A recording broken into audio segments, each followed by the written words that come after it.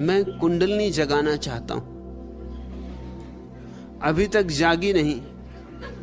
क्या मुझसे कोई भूल हो रही? मार्गदर्शन दे जगदीश। भैया, कुंडलनी ने तुम्हारा कुछ बिगाड़ा?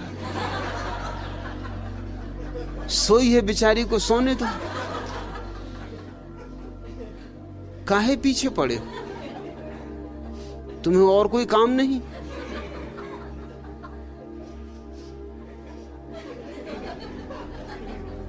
कुंडलनी क्यों जगाना चाहते हो? फिर जग जाए तो फिर आके कहोगे कब इसे सुलाओ। कभी ये कुंडलनी जग गई, अब ये चैन नहीं लेने देती।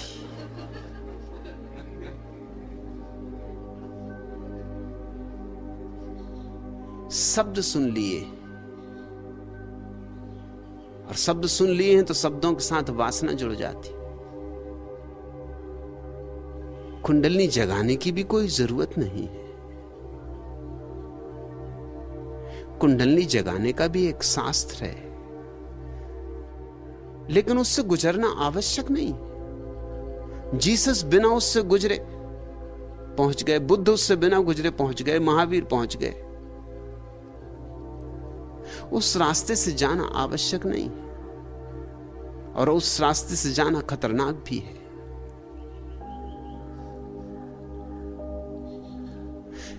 क्योंकि शरीर की प्रसुप्त शक्तियों को छेड़ना खतरे से खाली नहीं। अच्छा तो यह है कि उन्हें बिना छेड़े गुजर जाओ।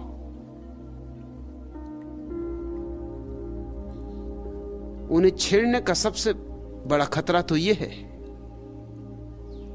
कि हो सकता है तुम फिर उन पर काबू ना पा सको। तुम्हारे भीतर इतना बड़ा विस्फोट हो कि तुम्हारी समझ के बाहर पड़ जाए, और समझ के बाहर पड़ ही जाएगा। और तुम अगर नियंत्रण ना पा सको तो विक्षिप्त हो जाओगे। इस सदी का एक बहुत बड़ा सद्गुरु था जॉर्ज गुरजिएफ। वो कुंडलनी के बहुत खिलाफ था। खिलाफत के कारण वो कुंडलनी को उसने नया नाम ही दे दिया था, कुंडा बफर। बफर लगे रहते हैं ना, तुमने देखे हो ट्रेन के दो डब्बों के बीच में जो लगे रहते हैं उनको कहते हैं बफर। उससे कभी टक्कर वगैरह हो जाए तो डब्बे एक दूसरे पर नहीं चढ़ जाते। वो जो बीच में बफर लगे रहते हैं वो धक्के को पी जाते। ऐसे कार में ही स्प्रिंग लगे रहते, वो भी बफर है। उनके कारण भारतीय रास्ते पे भी कार चल सकती,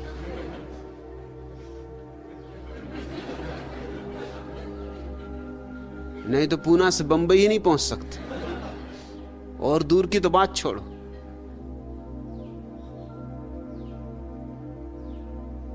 स्प्रिंग तुम्हारी चोटों को पी जाते, नहीं तो वो चोटें तुमको पीनी पड़ेंगी।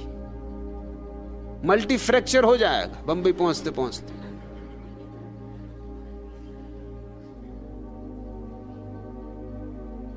उतरोगे नीचे तो घर के लोग ही नहीं पहचान पाएंगे कि तुम ही हो।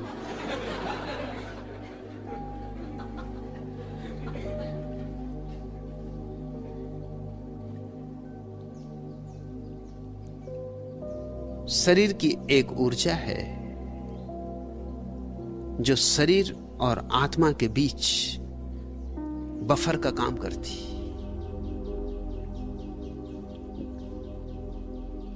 नहीं तो शरीर के भीतर आत्मा का रहना मुश्किल हो जाए, असंभव हो जाए। उस ऊर्जा की एक परत तुम्हारी आत्मा को घेरे हुए है। तुम्हारी आत्मा और शरीर के बीच में उस ऊर्जा की एक परत है। इसलिए शरीर को लगी चोटें आत्मा तक नहीं पहुंचती। इसलिए शरीर जवान हो, बूढ़ा हो, जिए मरे, कोई घटना आत्मा तक नहीं पहुंचती। गुरजेफ ने शब्द ठीक चुना था, कुंडा बफर।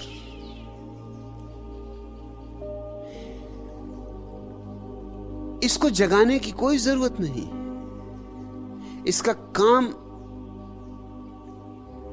भली भांति हो रहा है। इसे जगा के भी स्वयं तक पहुंचा जा सकता है, लेकिन वो नाहक की झंझटें मोल लेनी। वो ऐसे जैसे वो कान अपना उल्टे घूम के सिर के पीछे से पकड़ने की कोशिश करे, कोई प्रयोजन नहीं। मगर योग की बहुत सी प्रक्रियाएं उल्टी हो गई इसलिए कठिन अहंकार को बहुत जचता है। सिर के बल खड़े तो बहुत जचता है, जैसे कोई महान कार्य कर रहे हैं। सिर्फ बुद्धू मालूम पड़ते हैं, मगर सिर के बल खड़े तो महान कार्य कर रहे हैं, शीर्षासन कर रहे हैं, शरीर को इर्छा तिरछा कर रहे हैं, शरीर को ऐसा आड़ा तिरछा कर रहे हैं कि कोई दूसरा न कर सके। और दूसरे न कर सके क्योंकि इसके लिए अभ्यास चाहिए, तो आप महात्मा हो गए, महान योगी हो गए, क्योंकि कोई दूसरा इसको एकदम नहीं कर सकता जो आप कर रहे हैं। ठीक उसी तरह कुंडलिनी का भी उपद्रव मोल लिया अहंकार नहीं।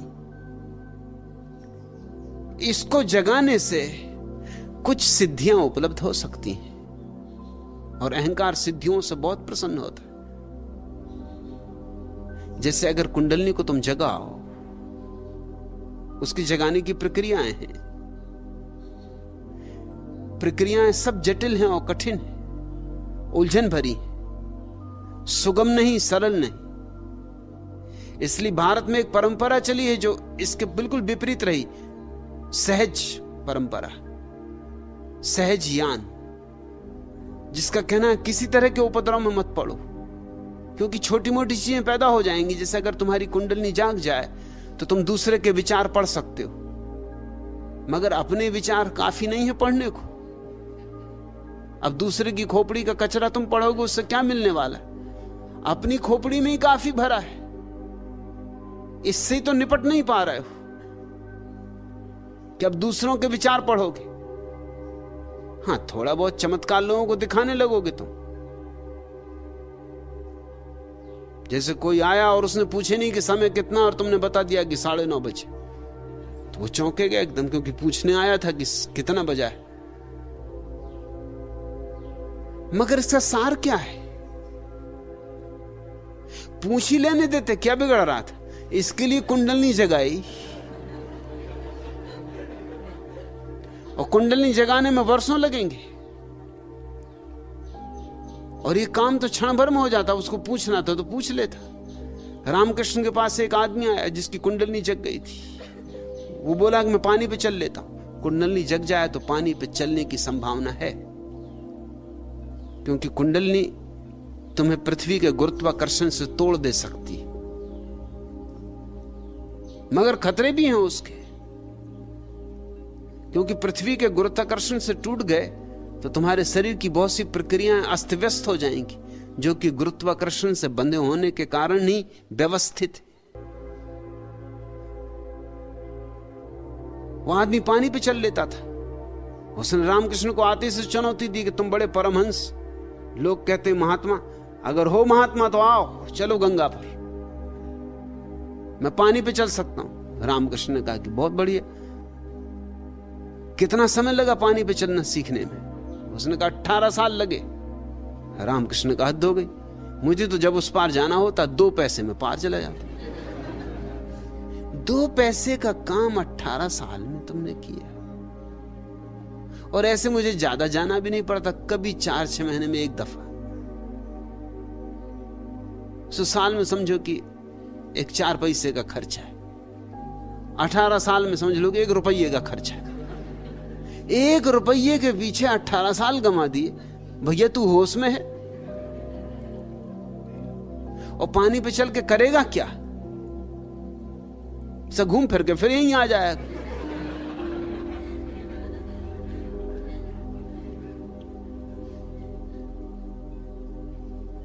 रामकृष्ण ठीक कह रहे हैं, मगर वो आदमी अकड़ से भरा हुआ था, वो अहंकार से भरा हुआ था। अब जगदीश तुम्हें क्या फिक्र पड़ी? कहते कुंडलिनी जगाना चाहता हूं। कुंडलनी तुम्हें सिद्धि देगी, ये तो सिर्फ एक संभावना है। ज्यादा संभावना तो यह है कि विक्षिप्तता देगी। इसलिए तुम अनेक साधु सन्यासियों को पागल होते देखोगे, और पागल हो जाने का कारण क्या होता है? उन्होंने जीवन का जो सहज क्रम है उसको तोड़ दिया। जो ऊर्जा किसी और काम के लिए बनी थी उसको उन्होंने मस्तिष्क पे चढ़ा लिया।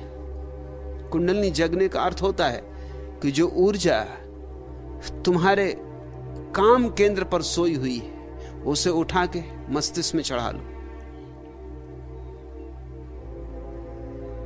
यह खतरनाक धंधा है, क्योंकि खोपड़ी में वैसे ही काफी उपद्रव मचा हुआ है, वहीं तो तुम्हारा पागल खाना है, और काम ऊर्जा को भी वहां ले जाओ तो तुम विक्षिप्त हो सकते हो। कुंडलनी जगाने वाले अधिक लोग विक्षिप्तता में पहुंच जाते, मस्तिष्क फटा पड़ता है, क्योंकि ऊर्जा संभाले नहीं संभलती, और ऊर्जा इस हालत में ले आती है कि फिर संगत असंगत कुछ भी नहीं सूझता। मुझे ऐसे कई लोगों को मिलाया गया है जो सिर्फ विक्षिप्त है, जिनको मानसिक चिकित्सा की जरूरत है, और उनकी बुनियादी भूल वही है जगदीश जो तुम करना चाहते हो। और एक दफा मस्तिष्क में ऊर्जा तुम्हारे सामर्थ्य के बाहर पहुंच जाए तो तुम क्या करोगे? तुम्हारे बस के बाहर बात हो जाएगी। कुंडलनी जगाने की कोई आवश्यकता नहीं है। यहां भी हम कुंडलनी ध्यान करते हैं, लेकिन प्रयोजन कुंडलनी जगाना नहीं, प्रयोजन कुछ और है। प्रयोजन है भीतर वो जो कुंडलनी की ऊर्जा है उसको नृत्य देना। प्रयोजन बड़ा अलग है। तुम्हारे भीतर जो ऊर्जा है अभी सोई है, या तो जगाई जाए,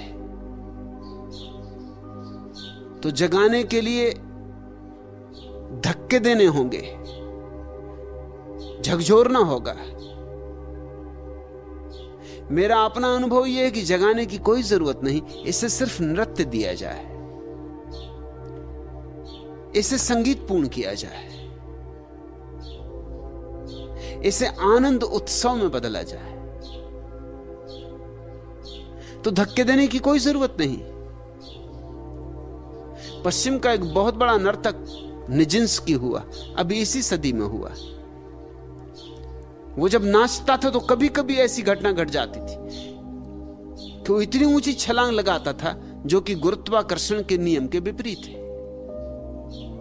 वैज्ञानिक हैरान थे, ये हो नहीं सकता, इतनी ऊंची छलांग लगी नहीं सकती, लगनी चाहिए नहीं, क्योंकि गुरुत्वाकर्षण का नियम इतने दूर तक तुम्हें उठने नहीं देगा। और भी चमत्कार की बात थी वो ये कि जब वो इतनी ऊंची छलांग लगाता था और वापस लौटता था तो इतने आहिस्ते लौटता था जैसे कि कोई पक्षी का पंख आहिस्ता आहिस्ता डोलता डोलता हवा में तैरता तैरता नीचे आ रहा हो। वो भी बिल्कुल उल्टी बात है। गुरुत्वाकर्षण एकदम से खींचता है चीजों को, जैसे कोई पत्थर गिरे, ना कि कोई पंख। निजिंस्की से जब भी पूछा गया कि तुम कैसे करते हो, तो वो कहता कि ये मैं खुद भी सोचता हूं, लेकिन मैं करता हूं ये बात ठीक नहीं है, ये हो जाता। मैंने जब भी करने की कोशिश की तभी ये नहीं हुआ। करने की मैं कई दफा कोशिश कर चुका, क्योंकि इसका एकदम चमत्कार की तरह प्रभाव पड़ता, एकदम सन्नाटा छा जाता, दर्शक एकदम विमुग्ध हो जाते, एकदम सांसें रुक जाती लोगों की, समझ में नहीं आता क्या हुआ।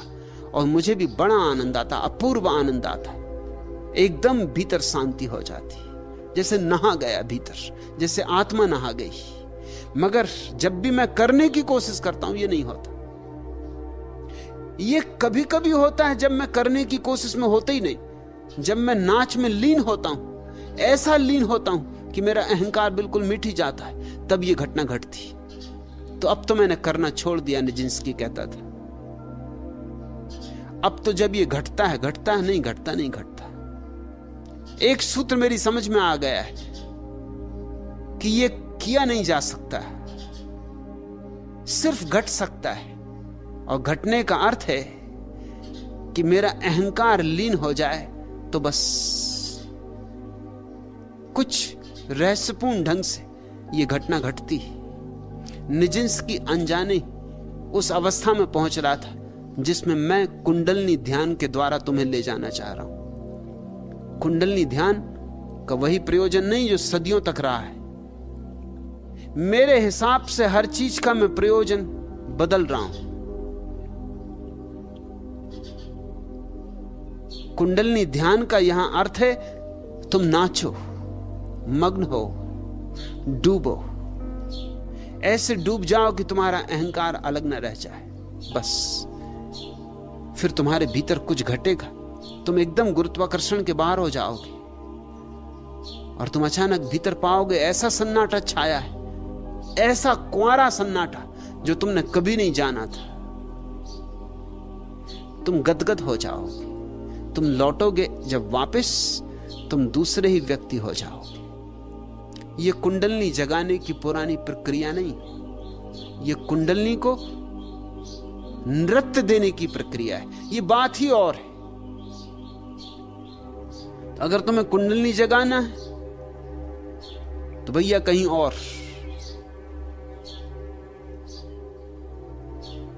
अगर कुंडलनी को नृत्य देना है तो यहां यह घटना घट सकती है और फासले बहुत हैं।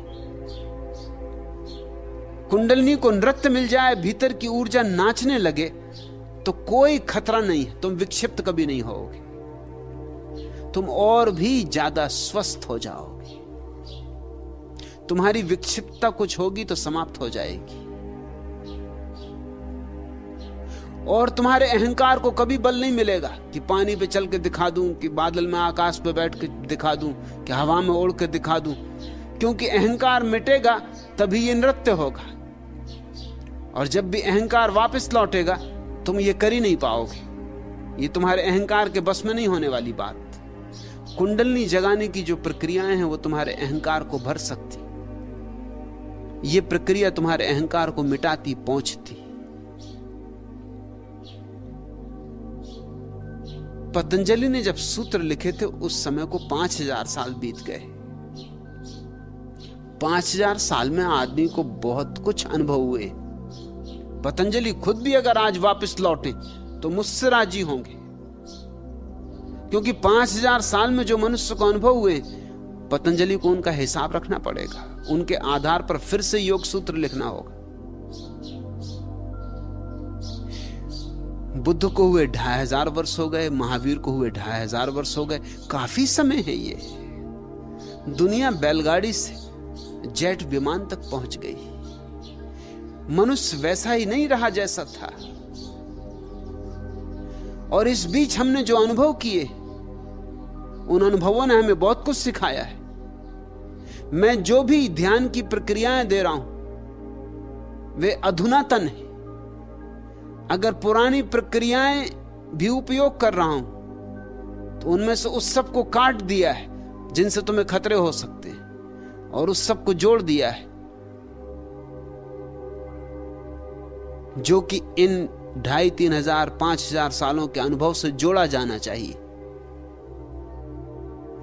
यह एक अभिनव प्रयोग हो रहा है।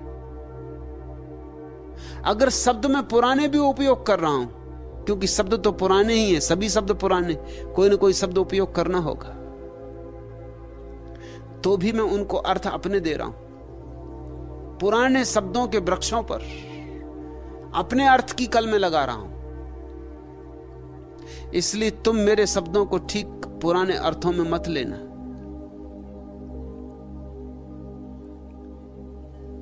नहीं तो तुम मुझे नहीं समझ पाओगे, तुम कुछ का कुछ समझ लोगे। तुम वंचित ही रह जाओगे उस अनूठे प्रयोग से जो यहां चल रहा है।